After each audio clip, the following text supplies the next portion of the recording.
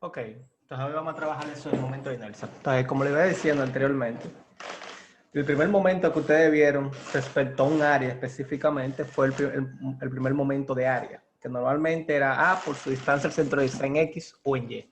El momento de inercia no es más que un momento de segundo orden. ¿Qué significa el segundo orden? Que ahora la vamos a llamar por cierto I, lo vamos a denotar, y va a ser la A por una distancia al cuadrado. Que esa distancia va a estar o en X o en Y, dependiendo si el momento de inercia rota alrededor del eje X o rota alrededor del eje Y. Entonces, esta propiedad geométrica mide algo. ¿Y qué es lo que me está midiendo la propiedad geométrica de la inercia? Es la capacidad que tiene una figura o una forma geométrica a oponerse a ser deformada. ¿A qué me refiero a oponerse a ser deformada? Supongamos que yo tengo ese elemento que está ahí. Y a ese elemento yo le produzco un momento, que es la forma más sencilla de entender la deformación o de ver la deformación. Ese momento, ¿qué va a producir? Una rotación o una deformación más o menos de ese estilo. El ejemplo más claro, que si ustedes imagínense que ustedes agarran una regla o un cuaderno o un material lo suficientemente flexible, cuando usted le producen esa rotación, él produce esa curvatura. Esa curvatura va a ser tan grande o tan pequeña en función qué tan pequeño o qué tan grande sea el momento de inercia. Porque la forma geométrica, sacando el material, estamos pensando de que el material ahora mismo no lo estamos estudiando porque también el material va a influir. No es lo mismo que se deforme un elemento metálico con un elemento plástico.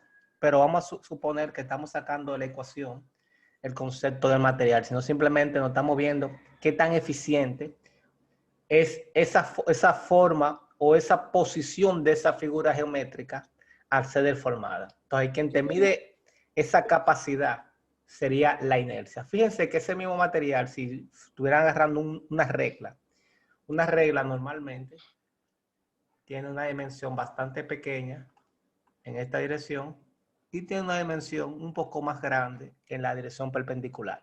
Nótese que si yo aplico el momento en esta dirección, la deformación que me produce va a ser una deformación más grande que si yo le aplico un momento en esta dirección. ¿Producto a qué? Producto a que la inercia en un sentido va a ser mucho más grande que la inercia en el otro sentido.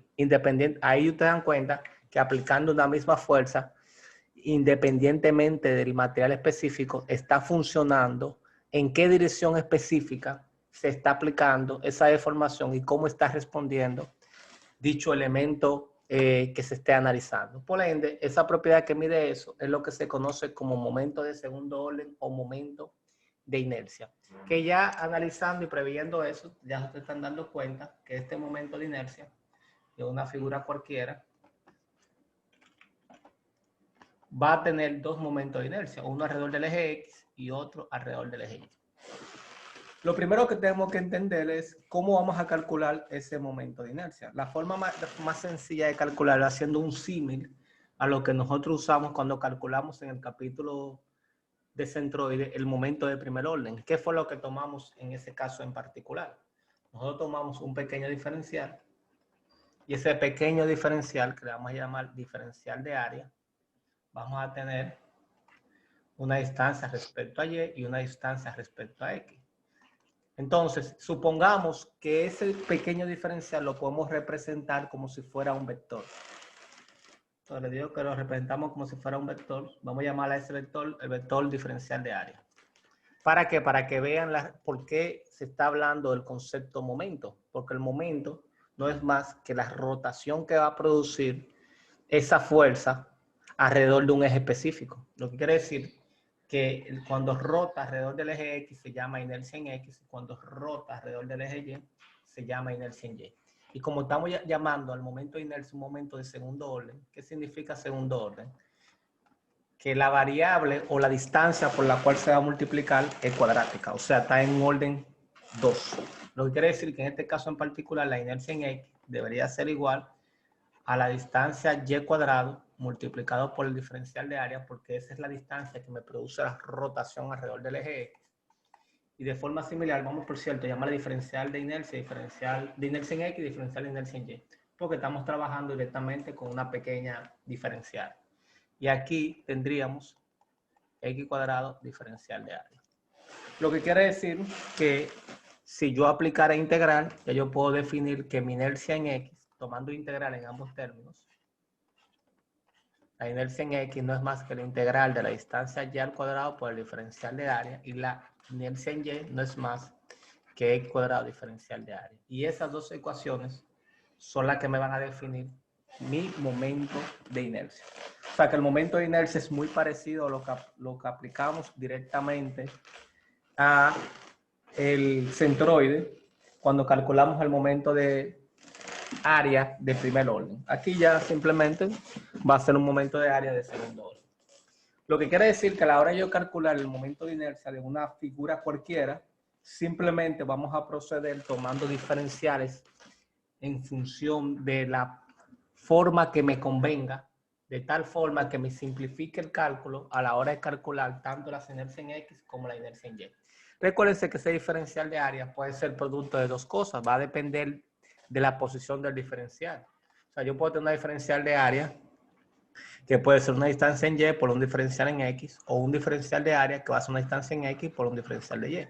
Cuando digo una distancia en Y y una distancia en X, no me estoy refiriendo a esa misma distancia, sino me estoy refiriendo a que podemos tener una constante o una función que me defina en función del parámetro X. O sea, que lo que va a variar es el parámetro X, y la distancia en Y, o sea, el otro caso con el diferencial de Y, estamos hablando que va a trabajar en lo que va a variar es el parámetro Y.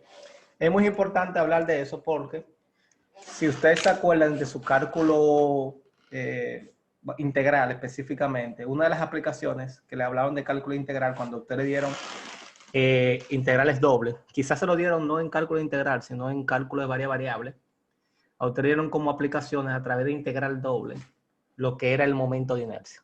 Lo que pasa es que aquí, en vez de trabajar con integral doble, vamos a definir, acotar perfectamente una de las distancias, que vamos a crear una función, y a partir de esa función vamos a determinar lo que viene siendo mi diagrama, mi momento de inercia. De forma similar a lo que nosotros hicimos en centroide, cuando calculamos el centroide en base a integrales, aquí vamos a hacer exactamente lo mismo. ¿A qué yo me refiero con eso? Supongamos que yo tengo esa figura, que puede ser un triángulo, un cuadrado, lo que sea.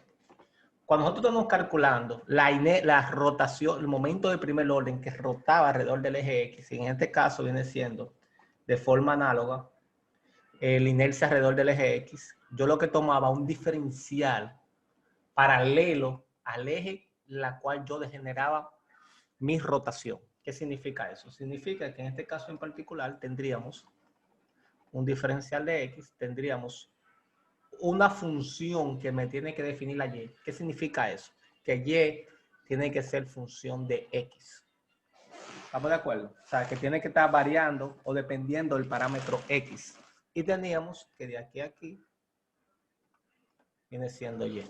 O sea, la distancia que hay del diferencial al eje. Recuérdense que ese diferencial específicamente va a variar a lo largo desde Y0. Por cierto, estoy mal, discúlpenme, corrijo. Eso no es Y, es X. Estoy diciendo algo incorrecto.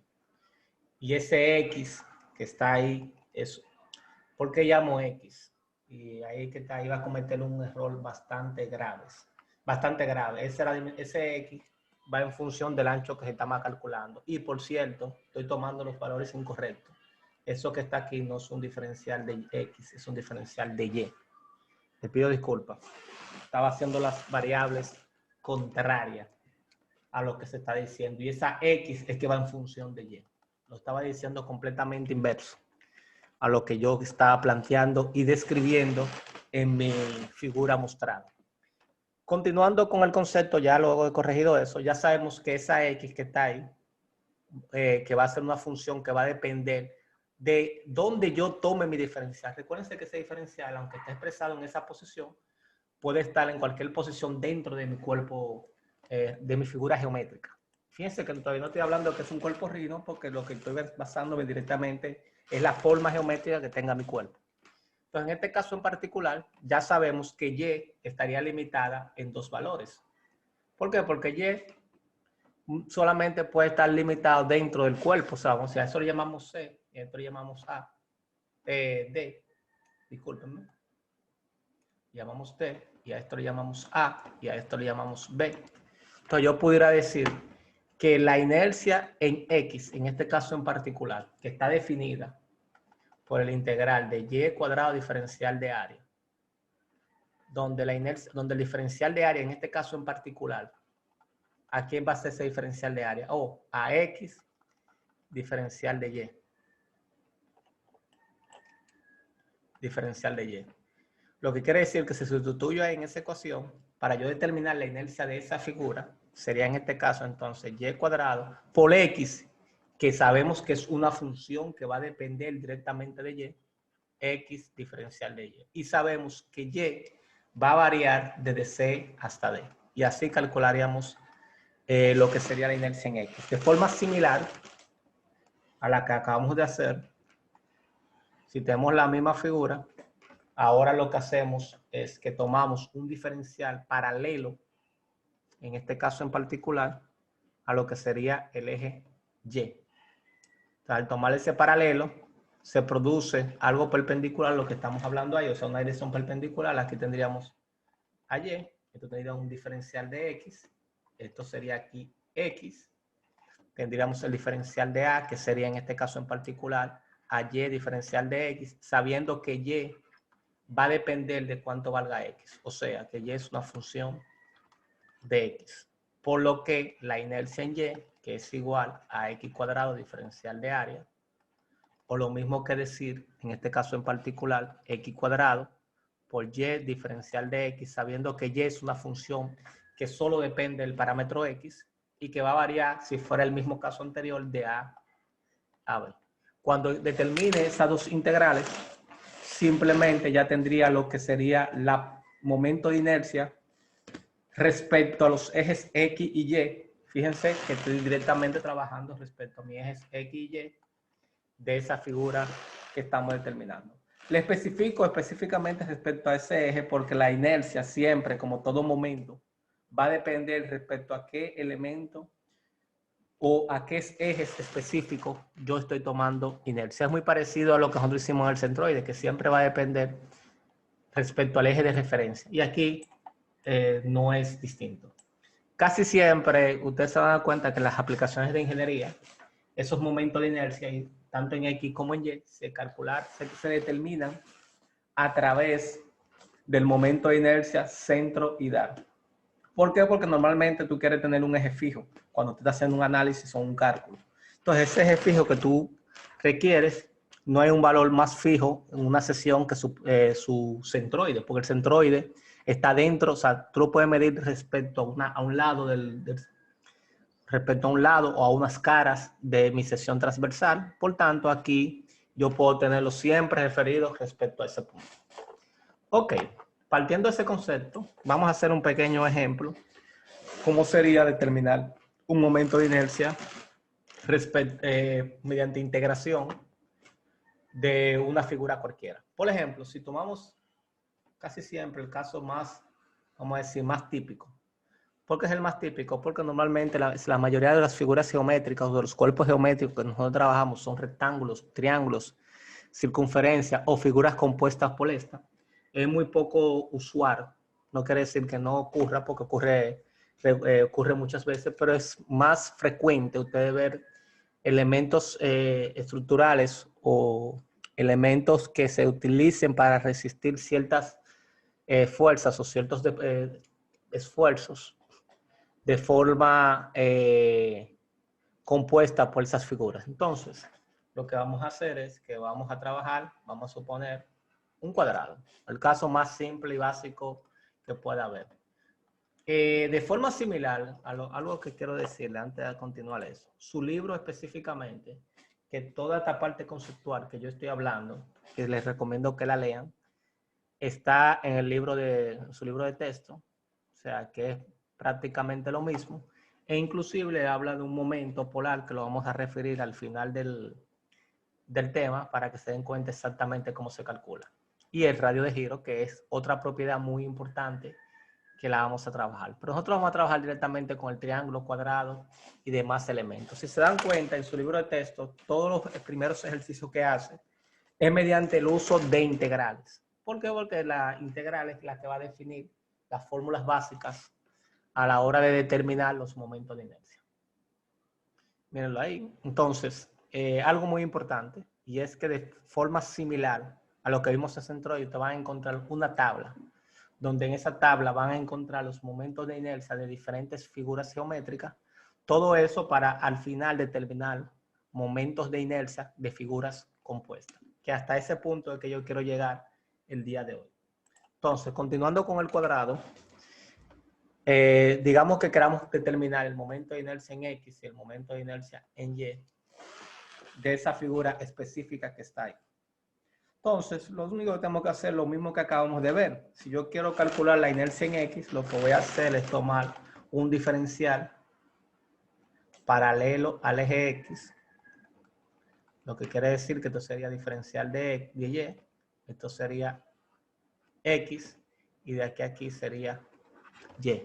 En este caso en particular, el diferencial de área es igual a X diferencial de Y, pero como Y es una función constante, ¿qué significa que constante? Que para cualquier valor de X, para cualquier valor de Y, equivale el mismo valor que en este caso en particular es B, lo que quiere decir que mi diferencial de área sería B diferencial de Y. Lo que quiere decir que mi inercia en X, que es igual a la integral de Y cuadrado diferencial de área, en este caso en particular, el diferencial de área va a ser B diferencial de Y yo sé que Y me varía desde 0 hasta H, por lo que la inercia en X sería igual, en este caso en particular, de 0 a H, saco la B como una constante de Y cuadrado diferencial de Y, o lo mismo que decir B por Y cubo sobre 3 de 0 a H, o lo mismo que decir B por H cubo sobre 3. O sea, cuando a ti le pidan que determine la inercia en X respecto a las donde el origen está en una de las aristas o uno de los vértices de mi figura geométrica, ya yo puedo decir que mi inercia en X es igual a B por H cubo sobre 3. No quiere decir que esa es la inercia centroidal, sino la inercia respecto a ese punto específico. Porque muchas personas que puedan haber trabajado tienen en su mente que el momento de inercia de un rectángulo es un doceavo, pero es un doceavo respecto al centro, al centroide. Eso lo vamos a hacer cuando estemos trabajando el teorema de los ejes paralelos. Ok. Si hago lo mismo, pero ahora de forma similar,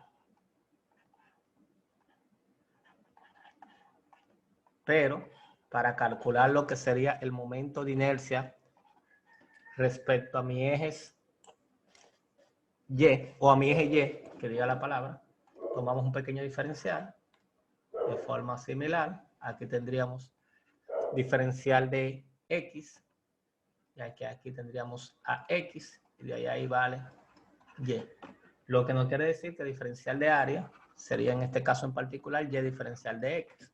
Ocurre lo mismo. X es una función constante, o sea que para todo valor de X, fíjense, la función constante es esa. Para todo valor de X, el valor de Y es el mismo, que es igual a H. En este caso en particular sería H diferencial de X, lo que quiere decir que mi inercia en Y, que es igual a X cuadrado diferencial de área, o lo mismo que decir que X cuadrado H diferencial de X, pero X varía desde 0 hasta B. Tendríamos en este caso en particular a H por X cubo sobre 3 de 0 a B, o lo mismo que decir que mi inercia en Y va a ser a H por B cubo sobre 3. O sea, esto es así, no es más complejo de ahí. O sea, esto es simplemente una propiedad geométrica que va a depender de sus dimensiones. Entonces, vamos a hacer un tercer ejemplo. Y vamos a hacer solamente para una dirección. Vamos a hacer un segundo ejemplo que diga. Vamos a hacer, por ejemplo, este triángulo. Que tiene B y H. Ok, y vamos a calcular solamente la inercia en X. La inercia en Y se la dejo para que ustedes la revisen y la comprueben ustedes mismos. Y se den cuenta que todo lo que estamos diciendo es exactamente lo mismo. Como es inercia en X que estamos calculando, se hace lo mismo. Un pequeño diferencial. Ese diferencial aquí sería diferencial de Y. Esto sería, vamos a poner en rojo. Esto sería Y. Recuérdense lo mismo que ocurría cuando trabajábamos el centroide. Mi valor X, a mí me interesa conocer esa distancia. Pero como esa función, esa Y función de X que está ahí, o X en función de Y, todo depende como tú quieras verlo, quiere decir que cuando yo evalúo la distancia en X, él me la da aquí. Siempre a la izquierda de la función. ¿Qué significa a la izquierda de la función? Significa que este valor interno que está aquí adentro, ese que está ahí adentro, sería entonces en este caso a B menos X. O sea, de forma muy similar.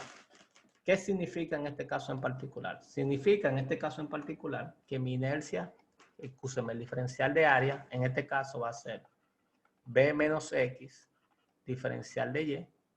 ¿Estamos de acuerdo? Y, ¿quién es Y en este caso en particular? Y en este caso en particular, Y no, la inercia en Y, discúlpenme. Diferencial de X.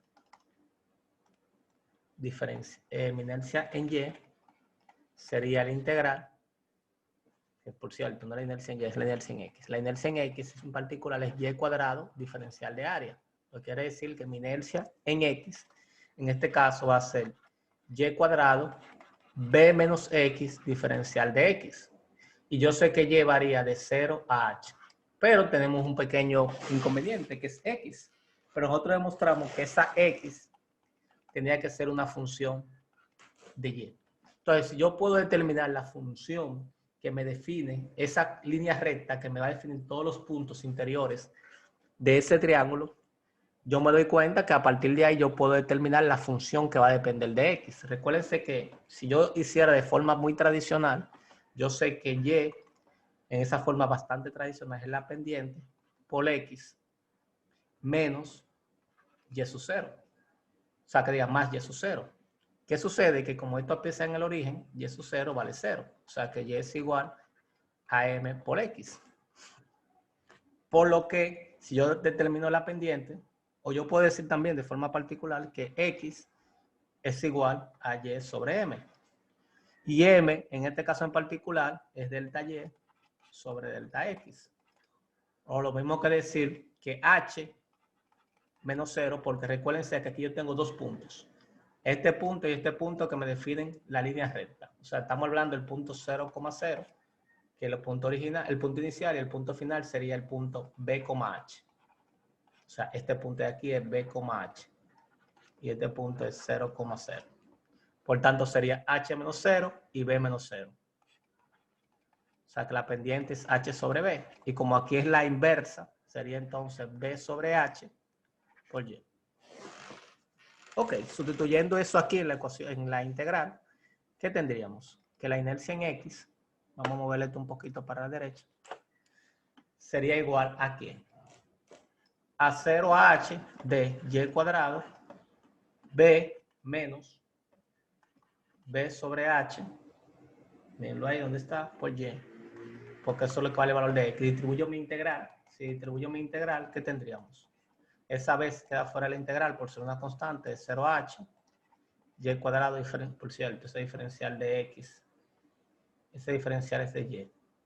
No sé por qué estoy repitiendo el diferencial de X. Mírenlo ahí donde es el diferencial de Y. Porque es el área. Ok. Menos B sobre H, integral de Y cubo, diferencial de Y. Integro y sustituyo directamente. Bueno, está bien. Vamos a hacerlo por paso. De 0 a H, aquí sería B, H, Y a la 4 sobre 4, de 0 a H. Tendríamos entonces en la primera sustitución BH cubo sobre 3 y la última sustitución BH a la 4 sobre 4H. Una de esta H con una de esta H porque cociente de elementos con bases iguales simplemente se restan los exponentes. Aquí quedaría 3. Nótese que esos dos elementos son semejantes. Por tanto, yo puedo decir 3 por 4, 12. 4 por 1, 4. Y 3 por 1, 3. Lo que quiere decir que mi inercia en X no es más que un doceavo de B por H cubo. ¿Estamos de acuerdo? ¿Alguna pregunta hasta aquí?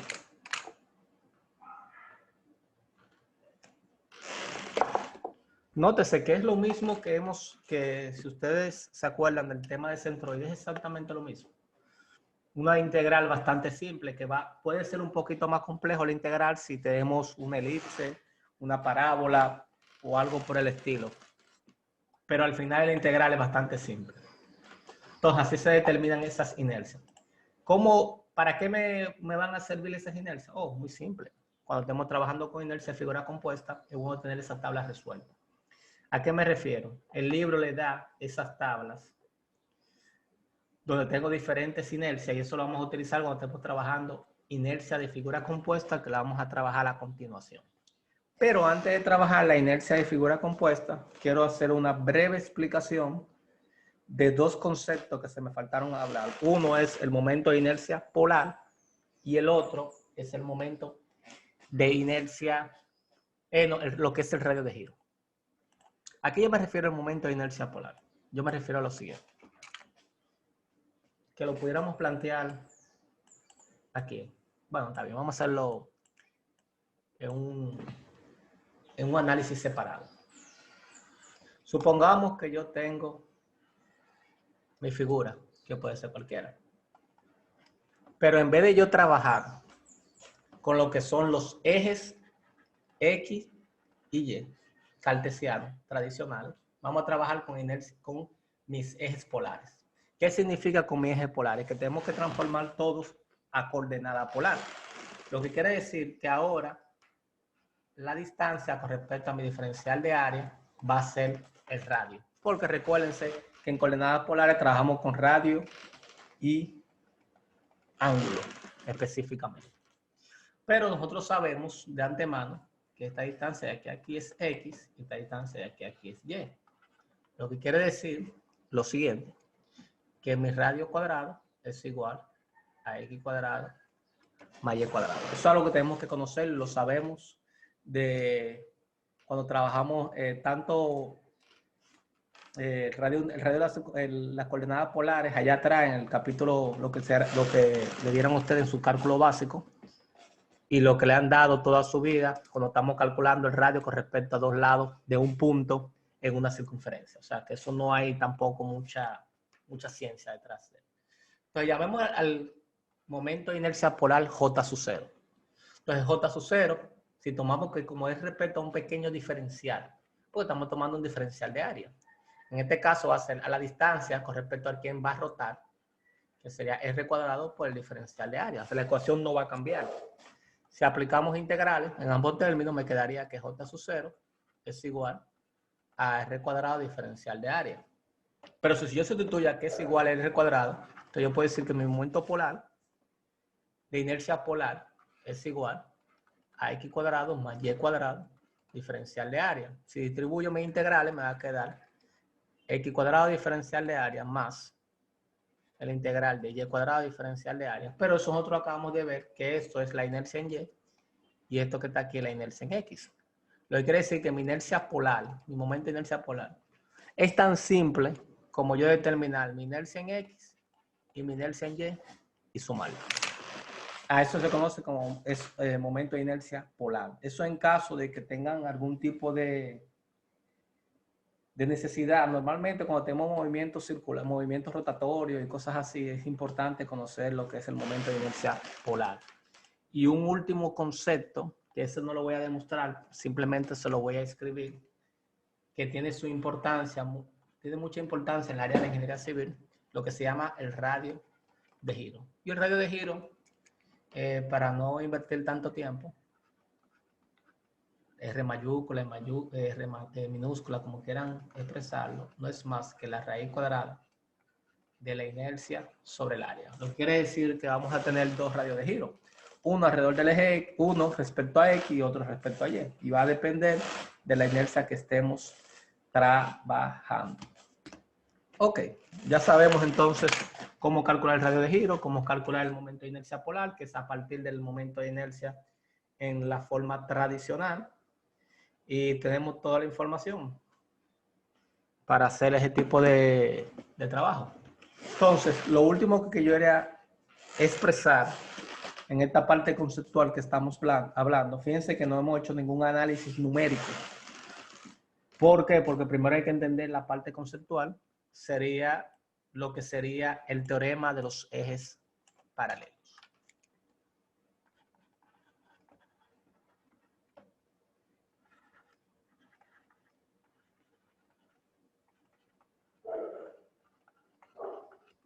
Miren, ese teorema, su principal aplicación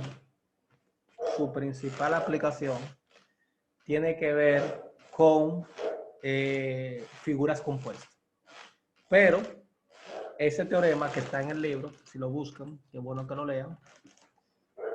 Déjame ver si se lo encuentro bastante rápido. No, ahí estoy un poquito más adelantado. Vamos a ver. No, el teorema de los ejes paralelos, el teorema de Stein.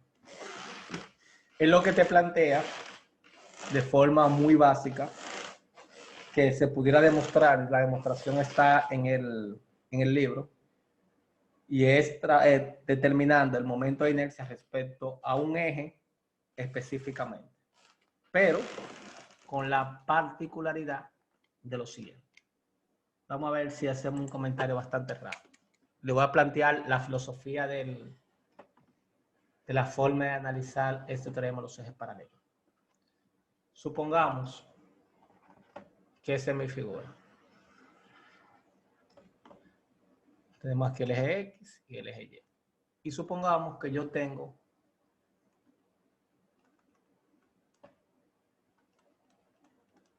un eje X'. ¿Estamos de acuerdo? Y que ese eje X' está a una distancia D de mi otro eje. Yo sé de antemano que si yo tomo un pequeño diferencial de área, mi inercia en X de esa figura va a ser definida como la integral de Y cuadrado diferencial de área. Pero si yo quisiera calcular esa misma inercia respecto a mi eje D', fíjense que se lo voy a plantear de una forma muy similar a lo que él está trabajando. Pero lo que pasa es que él, en vez de trabajarlo directamente respecto a mi eje específico, y es a lo que yo quiero llegar, vamos a llamar también, para hacerlo de la misma forma que ellos, Y'. Si yo quiero calcular mi inercia con respecto a mi eje X', yo puedo decir que mi inercia con respecto a mi eje X' es Y' al cuadrado diferencial de área. Fíjense que es lo mismo. La única diferencia es que uno la estamos trabajando respecto a X' y la otra estamos trabajando respecto a X. Pero nótese que esa inercia en X que está ahí, yo puedo expresar a Y cuadrado o a Y que diga como la suma de Y' más T. Mírenlo ahí. Y sobre Y' más T. Lo que quiere decir que mi inercia respecto a X sería igual, en este caso en particular, a Y' más D al cuadrado diferencial de área. Si yo desarrollo ese binomio que está ahí, me quedaría Y' al cuadrado más 2 veces D por Y' más D cuadrado diferencial de área. Lo que quiere decir que en este caso en particular, si distribuyo mis integrales, me va a quedar Y' cuadrado diferencial de área más 2 veces D por Y' diferencial de área. Porque D es una constante. Recuérdense que D es la distancia de entre X y Y'. Eso es una constante. Más D cuadrado diferencial de área. Eso yo me doy cuenta automáticamente que ¿quién es eso? Esa es la inercia X'. Esto yo sé automáticamente que es A por D cuadrado, porque sea se va con el diferencial. Ahora, este que está aquí, si me doy cuenta, tenemos un tema. Y es que ese que está ahí, ese es término, inclusive el libro, si ustedes lo leen, automáticamente se lo voy a dejar que ustedes lo lean para que se den cuenta. Emma, vamos a hacer algo más simple y más sencillo para garantizar de que ustedes lo lean. Yo quiero que ustedes, para la próxima transmisión, me digan por qué ese término vale 0. Yo pudiera decírselo, es muy sencillo, léanlo. Entonces, de ahí yo puedo decir que la inercia en X va a ser la inercia X' más A por D cuadrado. Y eso es lo que te explica o te transmite el teorema de los ejes paralelos. De forma similar, si aquí hubiera un eje Y', por ejemplo, y aquí fuera una distancia D sub 2 o otra D, que esa D va a ser diferente, yo podría decir entonces que esto va a ser Y' más A por D cuadrado. Pero uno es respecto al eje X y la otra es respecto al eje Y. Y eso que está ahí es lo que te plantea el teorema de los ejes paralelos. Y ese teorema de los ejes paralelos es lo que te va a abrir el campo de poder trabajar con lo que viene siendo las figuras compuestas. ¿Por qué te abre el campo de trabajar con las figuras compuestas? Porque yo puedo sumar cosas que están respecto a un mismo eje. Me explico para que se entienda claramente. Si yo tengo una figura cualquiera, por ejemplo, yo puedo descomponer esa figura en figuras conocidas y a partir de ahí poder determinar el momento de inercia centroidal, que es el que a mí casi siempre me interesa de mi figura específica. ¿Está más claro? Y ahora, ¿a qué yo me refiero con mi inercia centroidal? Por ejemplo, vamos a volver al ejercicio del cuadrado, específicamente. Ese cuadrado que está ahí. Yo sé que ese cuadrado que está ahí, si yo trazo un eje centroidal, supongamos que es ahí. Ese eje centroidal, vamos a llamarle X, Y, con una superbarra. Yo sé que de aquí a aquí, lo que existe es el Y sub G, y de aquí a aquí existe el X sub G. ¿Estamos de acuerdo? Entonces yo pudiera decir ahí que la inercia en X centroidal no va a ser más que la suma de la inercia en X más A por su distancia al cuadrado. Lo que quiere decir que en este caso específico, voy a hacer uno, en este caso específico que es B por H cubo sobre 3 más el área. ¿Cuál es el área de este caso en particular? El área de ese rectángulo que está ahí es base por altura. Y la distancia al centroide entre el eje X centroidal y el eje X, fíjense, no es más que en la distancia en Y del centroide, que en este caso sería AH sobre 2. Que si hacemos esa suma, sería 2 por 3, 6, ¿cierto? Vamos a ver, revisemos todos. B por H, perfectamente.